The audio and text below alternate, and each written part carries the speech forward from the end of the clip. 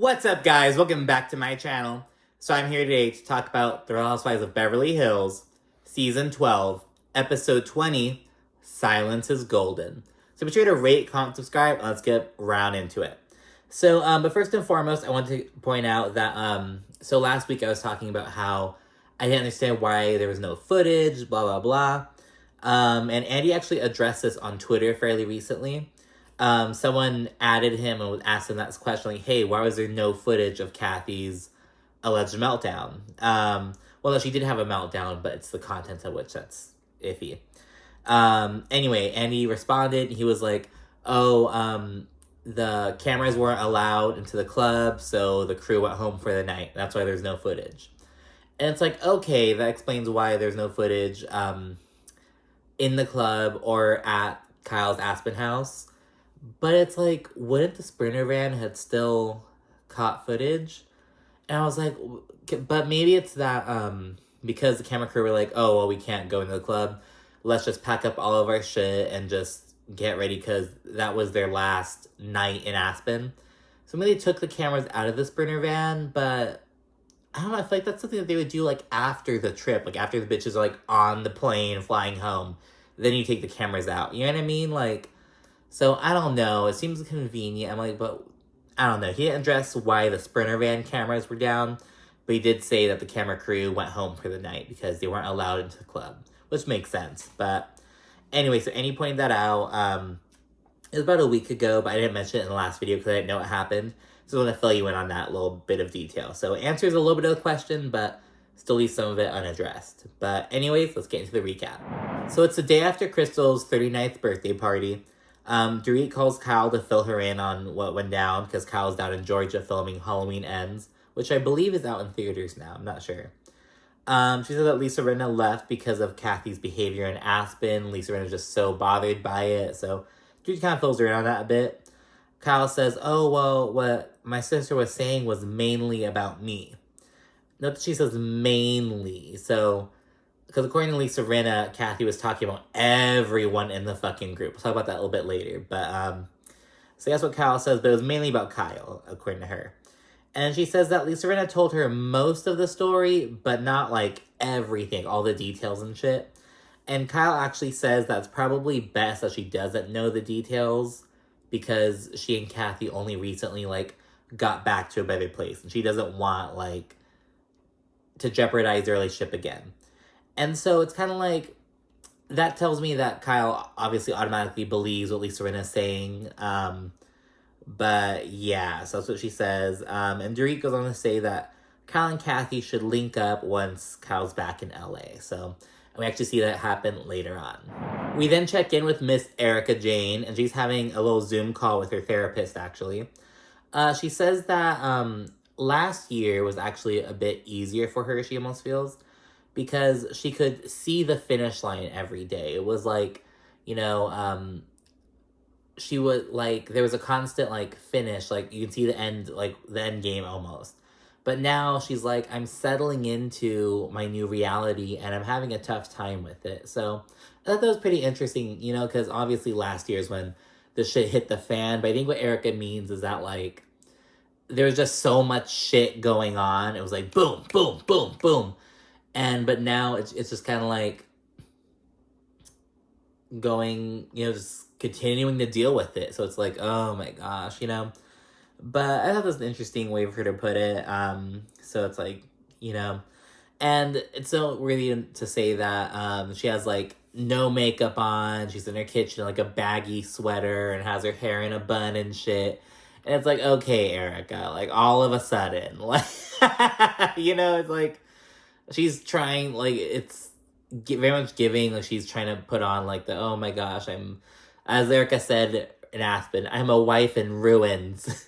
But, she's trying to give that, and it's like, Erika, it's a little bit too late for that, honey. But yeah, so she's settling into the new norm, essentially. The therapist says that Erika is grieving the loss of her husband and her lifestyle. In the confessional, Erika recalls how Tom, he could be really sweet, you know, he had his moments, mainly having to do with, you know, what he could provide and, you know, shit like that.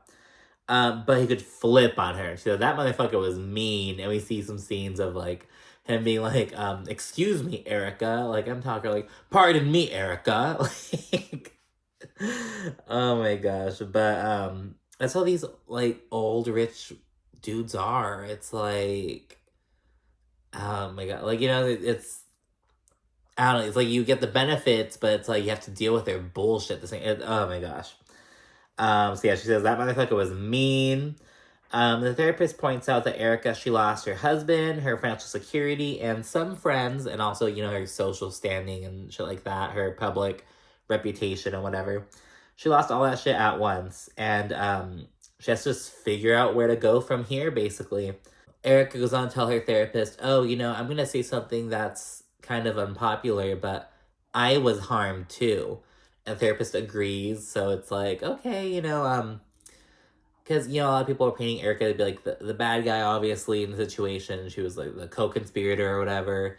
But she's like, no, I lost a lot through this as well. And so, which is true, she did get changed to her lifestyle. That's like, there being a massive change to her life is fundamentally true, but the question is whether we should feel bad or not. You know what I mean? Basically, like, did she have knowledge of it or whatever? And finally, Eric goes on to tell the therapist that she's afraid.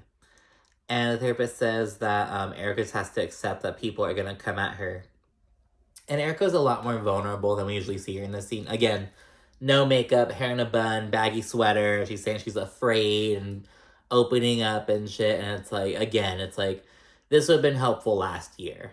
Like, this would have been very helpful last year, Erika. It's a little too late now. And now, completely switching up the vibe, we have Erika at a pop-up shop for her Pretty Mess hairline. And while she's getting there, a reporter is talking to her, and Erika basically discusses how the tabloids have begun to pick up the story of Kathy's nightclub meltdown. At this point, it's like early February, so a little bit after Aspen. People are starting to pick up on it, so someone leaked the news or whatever. Or it could have been someone at the fucking club. Someone spoke. So, yeah, and then we start getting some more info about the whole situation. We learned that, according to the tabloids, of course, Kathy got into it with one of the managers. It was something involving Michael Jackson. We found out a bit more later on, but right now it's like something involving Michael Jackson. She got into it with someone at the nightclub over Michael Jackson. Who Kathy like grew up with and was very close to, by the way. I think it was like high school together, and they were like friends since then. And one of the girls actually says that Kathy was acting like an asshole at the coat check, like all this shit. So we heard about Kathy's meltdown, but it was very much like they're talking about as though it was directed only towards the castmates and shit. But now I learned, oh no, there were like people at the nightclub involved as well. So yeah, and then again, we're at Erika's pop-up shop, so the ladies start arriving. Rinna, Cherie, and Sutton arrive first. Sutton says that she wants Erika to rebuild and succeed and show everyone that, even when you're faced with hardship, you can make it out and rebuild. So Sutton basically saying she's rooting for Erika. Some more ladies arrive, Crystal, Dorit, and Diana. Checking out some of the extensions and shit, whatever. Diana then gets a FaceTime call from Elton John, and it's so fucking funny. Someone on Twitter was like, oh my gosh, I love this Caroline Manzo cameo. It was like, oh my god. It was just, I like laughed out loud at that. I saw it when it was like really late at night. So the shit was fucking funny. Diana says she met Elton at a China shop in London. This like world famous high end China shop, and they ran into each other there, and they fell in love. It was like, okay, I could actually really see that. Dorit and Rinna, they go to the side, and they talk about how Rinna basically pulled an Irish goodbye at Crystal. She was bounced because of Kathy's presence, basically. Rinna goes on to say that she's always cared about Kathy, and she just doesn't know what to do about the situation. She's like, I'm so bothered about what's going on, and I've always had a place in my heart for Kathy, but it's like, I just don't know what to do. And it's like, oh my god, Lisa Rinna is getting the shit started. She plays the victim so hard later on, and it's like, girl, do you forget who the fuck you are? Lisa Rinna was just so, like, it's just so fake. You know what I mean? It's not even like, oh, I'm angry. It's just like, ugh. It's like you're just playing in our faces. You know what I mean? It's more insulting than anything. You know what I mean? But anyways, Dorit then proceeds to tell Rinna that Kathy isn't proud of what she did, and she also says that the situation is mainly between Kathy and Kyle. Dorit also shares that Kathy is apologetic, and Lisa Rinna, she's like, well, she should say that to me. And it's like, girl, like, she's talking about Kyle, right? So it's like, she should say it to Kyle, but Lisa Rinna, so she's making it about herself. She's like, she'd say it to me. No, she'd say it to Kyle, right? But it's like, I don't know, that was kind of weird. Lisa Rinna then says that Kathy is trying to silence her by sending a veiled threat through text. Oh, before I read the text, Lisa Rinna, she was also like, she sent me a veiled threat, and you know I don't do well with that. And it's like, girl, didn't you just yell at Sutton, I will fucking hunt you down? Like, it's like, girl, what? Like, to be fair, it's more of a direct threat than a veiled threat. But you know, it's just kind of like, girl, whatever. But anyways, Kathy's text Lisa Rinna says, please do not say anything we discussed. Otherwise, it will make a huge scene that everyone gets dragged into. No bueno. But bueno is spelled wrong. Please, it goes further than you would want to know. Silence is golden. I am staying silent. With hearts. So yeah, Rinna says that was Kathy trying to silence her, and it was like, that's a little bit dramatic. I mean, it's like she's asking you to stay silent, but it's like, she's trying to silence me. It's like, girl, she's not fucking, like, putting a gag order on you or something, making you know, it's just like, girl, whatever. They also discussed Kathy blatantly lying about the situation during an Instagram interview. At this point, Kathy, she, like, hopped on an interview and addressed the rumors that she had a meltdown in Aspen. And Kathy was like, no, that's just totally untrue. And other ladies are like, no, she did.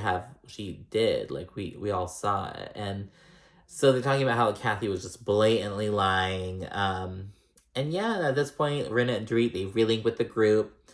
And they kind of fill them in on their conversation. And they all reveal that Kathy was upset because the DJ refused to play Billie Jean or something. And when I say refused to play Billie Jean, I don't even know, like, in what context. It could have very much been like, no, like, maybe it was like a themed kind of night. Maybe it was like, oh no, it's country night. Like, we can't play Billie Jean, or oh, it's just not the kind of ambiance, the kind of vibe. You know what I mean? Like, sometimes it's just like that. Or like, oh, I want to play this song. It's like, you know, I gotta kind of work the crowd up a bit more. It's too early to play that. Like, there are all these, like, you know, things to consider. But anyways, Kathy was allegedly set off by a DJ refusing to play Billie Jean. Side note, Crystal sparked this whole conversation around whether Michael Jackson was problematic or not. Because she wanted to say, like, oh, it's not okay to suggest to play Michael Jackson these days. And all ladies disagree. And in her confessional, Crystal's like, I'm not surprised these women don't consider it problematic, you know, just because I'm a millennial. And there are people, like, other millennials, other Gen Zers, like, girl, like, you're reaching. But and it's like, she's referring to the allegations, so I don't know. It was just a huge disagreement, basically. I don't know. It's just some stuff on Twitter. There's some people employing the same logic Erika was employing, like, well, it got dismissed, so it didn't happen. Court of law, it didn't happen. So, I don't know, but it caused this whole thing. People were like, is he problematic? Is he not? I feel like all that shit's like, you know, is Michael Jackson problematic? Is it, you know, is it not okay to bump Chris Brown? Is it not okay to bump 6ix9ine, Tory Lanez, like, the baby? It's, you know, personal, you know, whatever. I don't know. I used to bump the baby a little bit, but I just kind of, like, lost it. Maybe it was, like, a passively from his comments. I don't know, I just kind of genuinely stopped really liking his music, to be honest. I was like, I don't really like this anymore. I just skipped these songs. I'm just going to delete them, you know? But anyways, Cherie then says, oh, Kathy must not have been used to being disrespected like that. Basically being told, no, like, I'm not going to play your fucking stupid Billie Jean song. Like, she might not be used to that. And then Cherie points out that this all actually started at Kimosabe. Because remember, Kathy got pissed off because Lisa Rinna didn't want to try her. She ordered 818 instead of her Casa del Sol. And so Rinna then realizes that, oh, I set her off by ordering Kendall Jenner's tequila. In her confessional, Rinna accuses Kathy of being jealous of the Kardashians. And it's like, bitch, did you forget that Kim Kardashian used to organize Paris Hilton's closet? Like, did you forget that? Like, I don't know, that was kind of like a bit much. Lisa Rinna then begins spilling about how Kathy was actually talking about everyone in the group. Now, she doesn't say a lot of the details in front of the women, but she does spill on some of the stuff in her confessional. So Kathy allegedly said that Crystal and Sutton are pieces of shit who should be fired. Probably because they're both close to Kathy and didn't want to leave the club with her, allegedly. Kathy also allegedly said that Dorit is a stupid, useless idiot.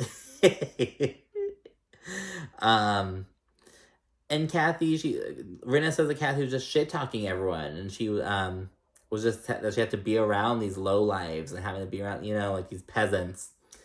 But Rinna does tell the girls that she and Garcelle came out better than everyone else. So basically, Kathy talked the least amount of shit about Lisa Rinna and Garcelle. I'm assuming she didn't talk about Lisa Rinna that much because she was with her. And with Garcelle, I think it might be because she and Garcelle are cool.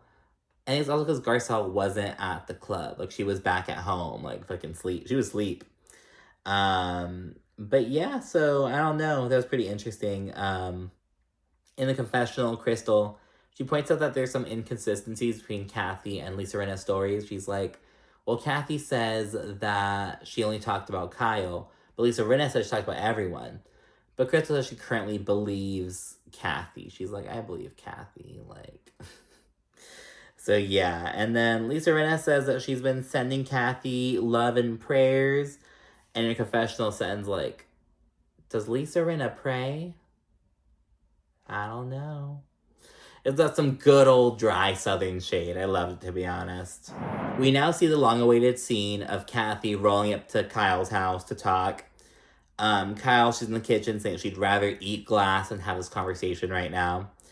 Kathy, she rolls up, and Kathy's trying to be fucking funny from jump. She's wearing this hat, and she has these, like, boots on, wearing a shirt that says peace, and I guess she just went to go eat at this fucking, restaurant. I forgot what it was called, some fucking barbecue restaurant, and she's like, oh, I just got in from this restaurant in Cathedral City, and just, like, trying to be funny from jump, and just, like, it was like, girl, stop it. Like, you're here to apologize. Like, so she's being all goofy. She brings Kyle, like, a flower she picked from her fucking yard.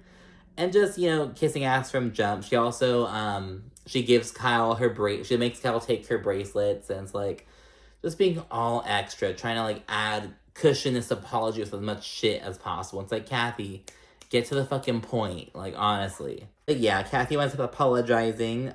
She says that she was venting and she didn't think it'd get back to her. And it's like, girl, you thought wrong. Lisa Rinna is the last bit. Like, maybe if she had vented to, like, Sutton or Garcelle or Crystal, even with them, because they're on a show. But it's like, Lisa Rinna is definitely not keeping this secret. And in fact, she's probably blowing this shit up more. But yeah, so that was Kathy's having poor judgment. Kathy also apologizes for embarrassing Kyle by, like, going off on her in front of a group of people. Because Kyle says, you've done it to me before, but this time you did it in front of my friends. Like, that's embarrassing. So Kathy apologizes for that, and but she says that she's most sorry for what she said behind Kyle's back at the Aspen house.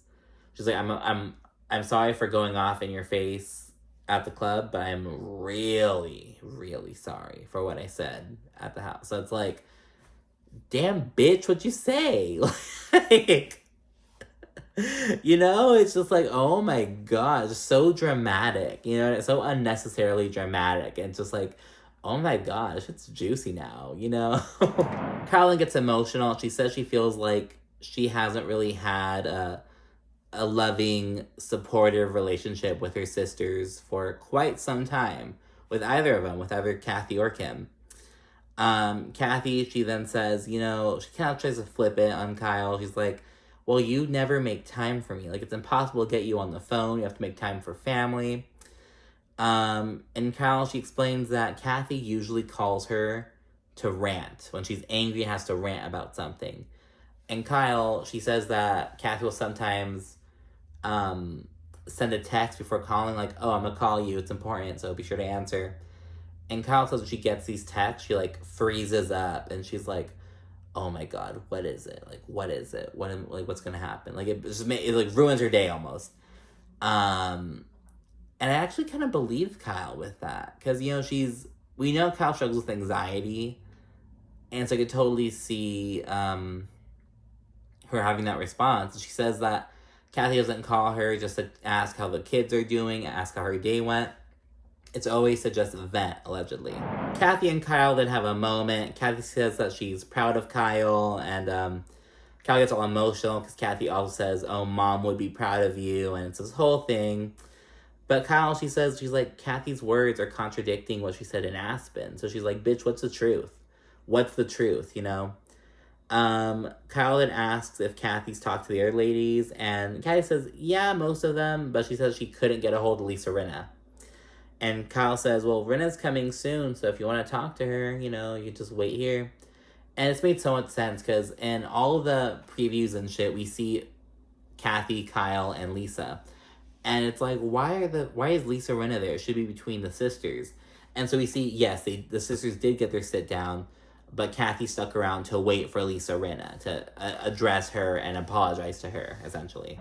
And now we get a quick scene of Sutton and Erika hanging out. Sutton invited Erika over to just chill and talk, and they're having Popeyes on China. And they both are basically just like, I want to make peace. I don't want to fight anymore. I want to be on good terms. Sutton, she tells Erika she wants all ladies to support each other. But she asks that Erika just stop lashing out at people. Sutton asks very gently. And Erika agrees. She's like, I would love to stop lashing out at people. But I do that because being soft about it didn't get me anywhere. So I do this to get results, essentially. They then address how Erika has a trigger word, and that trigger word is victims, because Erika says she feels like when people talk about the people involved in the lawsuit, the people who were defrauded by Tom Girardi, and when they're referred to as victims, it's making it sound like Erika did something wrong. That's what Erika fucking says. Sutton then implores Erika, she's like, okay, I hear you, I get that, but can you just have a little bit more compassion when speaking about the situation? And Erika, she's like, I would like some compassion too. And it's like, girl, ugh. But Sutton says, that's what I'm doing right now, that's why we're here. So, it's good vibes between Erika and Sutton, to be honest. You know, hopefully they can move forward. These good old Georgia girls, these Georgia, California girls. In the final scene, we see Lisa Rinna arriving at Kyle's house. It was so fucking funny. She clocks that Kathy is wearing the exact same shirt that she was wearing in Aspen when she popped off. So Lisa Rinna's like, oh my fucking god. It's just a funny little observation. Kathy then, she tells Lisa Rinna, oh, and by the way, Kathy's doing her same old shtick. She's like, the Ponderosa, that's the restaurant she was at. Oh, I just rode in from the Ponderosa and Cathedral, like, just doing this whole shtick. It's like, Kathy, shut the fuck up, honestly. She then tells Lisa Rinna that she apologized to Kyle, and she apologizes to her.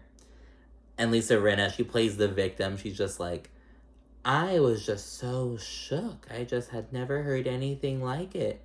I've never seen you act like that. I just was so blown away and so taken aback.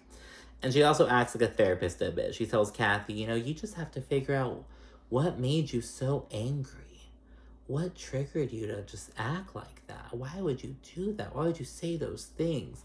Acting like she's never had a fucking moment or two or seven. You know what I mean? And just like, oh my goodness. She's acting very holier than thou. And she says that Kathy has to take some responsibility for hurting her beautiful sister. And Rinna says that Kathy needs some help. And she just keeps fucking pressing. Kathy then gets a little bit snippy, and she tells Lisa Rinna, you can be very unkind too. And Lisa Rinna's like, oh, we're gonna go there. We're gonna go there. This isn't about me. We're not talking about me. We're talking about you right now. And I hate when people fucking say that. It's like when someone's being hypocritical and lecturing you on something that they fucking do, you call them out and like, we're not talking about me. I had to get all my good friends about that one time. It was like, fool, like, you can't talk about some bullshit and then not let me, like, come on. So I hate when people say that. Kathy then pulls the biggest, quickest, like, little white woman strategy I've ever fucking seen. She's like, she begins crying, and she says that her friend is dying of terminal cancer, and she says, I haven't even told you about this, Kyle, and I'm struggling with this. It's really hard, and it's like, she may be telling the truth, but it's just like, it was so quick that it's just like, girl, and we know that Kathy Hilton isn't afraid to fucking lie. She lied on this fucking interview she did in fucking February around there. So, yeah. And then Lisa Rinna, she says, I'm sorry about that. But she also says, you know, you're not going to get away with this, Kathy. You can cry your tears. You can say what happened. You can say what you have to say. But it doesn't change the things that you did. And she's, Lisa Rinna, she says, you're not going to gaslight and manipulate me. And it's like, girl, shut the fuck up. Like, honestly. Rinna then shares that she had to lock herself in the bedroom in Aspen while Kathy was having a psychotic break. Rinna then says that Kathy has to figure out why she has a black heart. And this pisses Kathy off. She ends the conversation like, I'm not talking to you anymore. And Rinna's like, oh, really? I thought it would go this way. It's like, bitch, you just said she had a black heart. Like, what? And that was really funny because, you know, remember when fucking Sutton told Diana, oh, you're soulless. And Kyle's drunk ass, no, you can't say that. You can't say that to her. Lisa Rinna calls Kathy, says that she has a black heart. Kyle doesn't do anything. So it's like, girl, do you agree with her? Like, it was like, okay, girl. Kathy then leaves. Lisa Rinna looks all fucking smug. And she just continues saying that Kathy needs some fucking help. And that's the end of the episode. And the season finale is next week. And I'm just fucking ready to be done with Beverly Hills, to be honest. I'm ready. I'm ready to close the book on this. We're going to get into Salt Lake City next video. Then we got Potomac coming up. So I'm ready to close around Beverly Hills and get into Salt Lake City and Potomac. And eventually Miami. I'm so excited for Miami. I'm ready to go to Miami, bitch.